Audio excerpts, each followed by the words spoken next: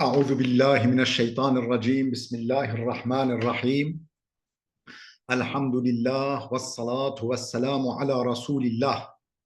Değerli arkadaşlar, Muhammed Ali Es-Sabuni'nin Et-Tefsirul Vadihul Müyesser adlı eserinden 23. cüz'ün 9. dersini yapmak üzere birlikteyiz.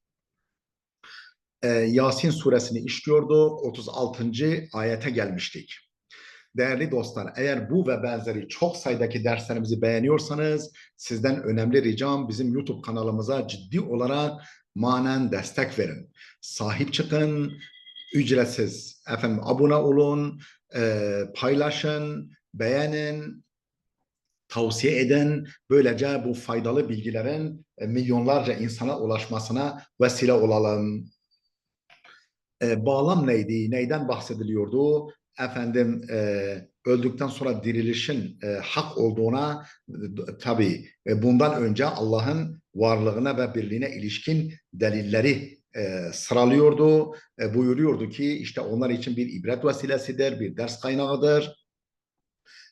Efendim ölü kupkuru olan toprağın diriltilmesi, efendim yeşilliklerle, hububatla, çiçeklerle, güllerle yeşertilmesi Allah'ın hem varlığına hem birliğine hem de öldükten sonra dirilişe bir örnektir diye anlatıyordu. Şimdi devamında buyuruyor ki şimdi okuyacağımız ayet-i kerimede Subhanellezî halakal ezvâce kullaha mimma tunbitul ardu ve min enfusihim ve mimma la ya'lemûn. Subhanellezî münezzehtir. Her türlü acizlikten, kusurdan, eksiklikten münezzehtir. O zat ki, o Allah ki halakal ezvâce kullaha bütün türleri, bütün çeşitleri, çeşitli varlıkları yaratan, tabi ezvac zevcin çoğuludur, tür anlamına geliyor, çeşit anlamına geliyor, bir de çift anlamına geliyor. Erkekli, dişili, çift anlamına da geliyor. Yani her şeyden Allah birer çift yaratmış. Atomda bile efendim eksi artı kutupları var. Bitkilerde işte erkekli dişilisi var. Zaten hayvanlarda, diğer canlılarda, insanlarda bunlar mevcut. Bu özellikler mevcut. İşte bütün erkekli dişili varlıkları yahut da bütün envai çeşit varlıkları yaratan Allah bütün kusurlardan, eksiklerden, ayıplardan münezzehtir. Acizliklerden münezzehtir. Mimma tumbitul ardu, efendim yerin bitirdiklerinden, yani nebatattan, bitkilerden ve min enfusihim, yani insanların kendilerinden, onun da erkeklisi, dişilisi var ve de işte zengini var, fakiri var, zekisi var, az zeka sahibi olan var, efendim kilolu olan var, zayıf olan var, yani çeşit çeşit insanlar, fakir var, zengin var. Ve min enfusin, kendilerinden, yani insanlardan, ve mimma la ya'lemun, ve daha bilmedikleri diğer varlıklardan çeşitler yaratan, efendim erkekli dişili özellikler yaratan Allah her türlü acizlikten, kusurdan münezzehtir. Bu 36. ayetti. Mealini verdik. Ey tefsirini okuyoruz. Ey yani tekaddese ve tenezzehallahul halikul hakim. O hikmet sahibi, hikmet yani işleri hikmetle olan, yerli yerince olan, o yaratıcı olan Allah münezzehtir, mukaddestir, paktır, temizdir, uzaktır kusurlardan. Ellezî halakal asnafa kullaha. Bütün sınıfları, bütün çeşitleri yaratan Allah bütün işte kusurlardan, ayıplardan münezzeh ve mukaddestir. Mimma tuhricuhul ardu, yerin bitirdiklerinden olsun, yerin yeşerttiklerinden olsun. Minen nahili vel eşcari ve zuru'i ve thimar. Efendim hurmalardan, ağaçlardan, ekinlerden, diğer ürünlerden ibaret yerin çıkarmış olduğu her şeyden çeşitler, sınıflar, türler yaratan Allah mukaddes ve münezzehtir. Ve minel beşeri el-inâfe ve zukur. İnsanlardan da dişili, erkekli özelliklerle varlıklar meydana getiren Yani insanlar meydana getiren Allah münezzeh ve mukaddestir. Ve mimma la ya'lemunehu, ve daha insanların bilmediği varlıklardan da böyle en esnaf, sınıf, çeşit ve erkekli dişli varlıklar yaratan Allah münezzeh ve mukaddestir. Min enva'il mahlukat. Yani insanların daha bilemedikleri mahlukat türlerinden. Elleti bessahallahu fi hadal kevnil fesih. Şu engin, şu uçsuz bucaksız kainatta Allah'ın serpiştirmiş olduğu, dağıtmış olduğu, yerleştirmiş olduğu varlıklardan, tenezzehe en yuşabihehu ahadun minel halqi, mahlukattan, yaratılmışlardan herhangi birinin ona benzemesinden, Allah'a benzemesinden Allah son derece münezzeh ve mukaddestir. Subhanallah. Ne hayret uyandırıcıdır, ne hayranlık vericidir. Ma ebda'a halkallah. Allah'ın yaratması, yarattığı varlıklar ne orijinal, ne harikulade. Ve ma azama kudretehu. Onun kudreti ne muazzam. Ve ma erva'a kelamehu ve beyanehu. Onun kelamı ve beyanı, açıklaması ne parlaktır, ne göz alıcıdır, göz kamaştırıcıdır. لَقَدْ كَانَ السَّائِدُ فِي الْعُصُورِ السَّابِقَةِ لَقَدْ كَانَ السَّائِدَ فِي الْعُصُورِ السَّابِقَةِ geçmiş asırlarda yaygın olan kanaat şuydu. Geçmiş asırlarda, dönemlerde yaygın olan, egemen olan kanaat şuydu, düşünce şuydu. اَنَّ الزَّوْجِيَةَ الذُّكُورَةَ وَالْاُنُوثَى yani çiftlik, yani çift olma, zevciyet, ki yani erkekli ve dişili olma şeklindeki zevciyet, yani çift yönlülük, çift özelliklilik, la tucedu illa beynel insan, sanki sadece insanlar arasında varmış gibi, vel hayvan, insanlar ve hayvanlar arasında varmış gibi yaygın bir düşünce vardı geçmiş asırlarda. Ve ca'al ilmul hadis, modern bilim geldi, gelişti. فَأَثْبَتَ أَنَّ الزَّوْجِيَةَ كَائِنَةٌ فِي النَّبَاتِ وَالْجَمَادِ وَسَائِرِ الْمَوْجُودِ فِي الْكَائِنَاتِ. Modern bilim geldi, gelişti ve kanıtladı ki zevciyet, yani erkeklilik, dişililik, erkeklik, dişilik özellikleri kainatun fil nebati vel cemadi ve sairil mevcudi fil kainat, kainattaki bitkilerde, cansız varlıklarda ve diğer kainattaki diğer varlıklarda da söz konusu olduğunu ispat etti. Fil nebati a'da'ul muzekkeratun ve muennefe. Mesela bitkilerde erkekli dişili organlar var. Yani bitki çiçeklerinde erkekli ve dişili organlar var. Ve fil kehribai mucebun ve salibun, elektrikte eksi, artı ve eksi kutupları var. Ve hatta zerreti elletihi asgaru eczail madde, hatta atomda bile, ki bu madde parçacıklarının en küçüğüdür. Madde parçacıklarının en küçüğü olan atomda bile. فيها نوعان من الإشعاع البروتون والإلكترون. Efendim iki tür ışın var, iki tür şua var. Proton ve elektron şeklinde iki tür ışık var, ışın var. وكل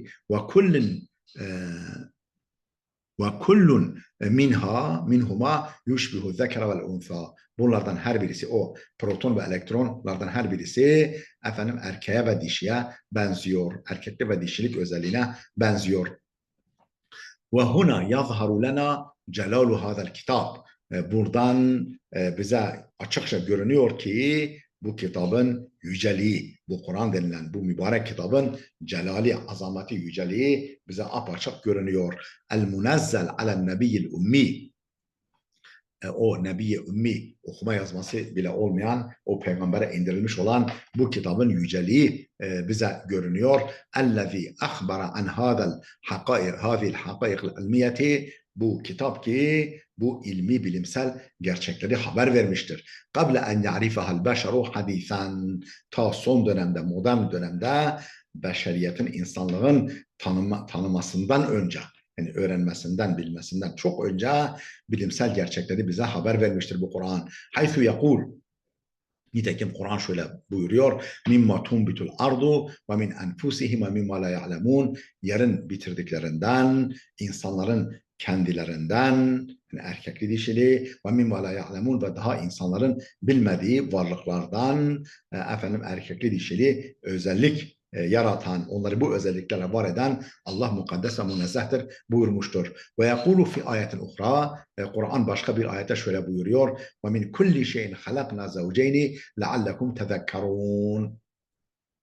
Yani yarattığımız her şeyden çiftler var etmişiz. Yarattığımız her şeyden çiftler yaratmışız ki leallekum, yani iki çift, erkekli dişili iki çift yaratmış ki leallekum tezekkerun, insanlar ders, ibret ve öğüt alsınlar. Eleyse hada sabkan li hadil ulumul vel mukteşefat.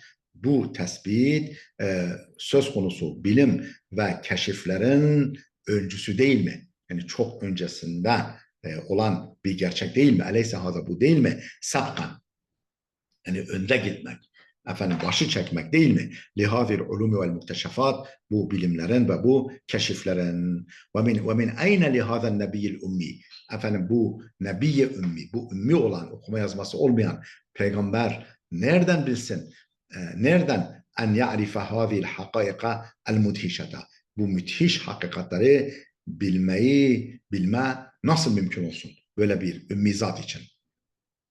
Levla ennehu tenzilul azizil hamid, eğer bu Kur'an-ı Kerim o aziz ve hamid, yani o kadir, o sözü dinlenir, sözü nafiz ve her türlü övgüye layık Allah'ın indirdiği olmazsa Kur'an, Hazreti Muhammed bunu nereden bilsin?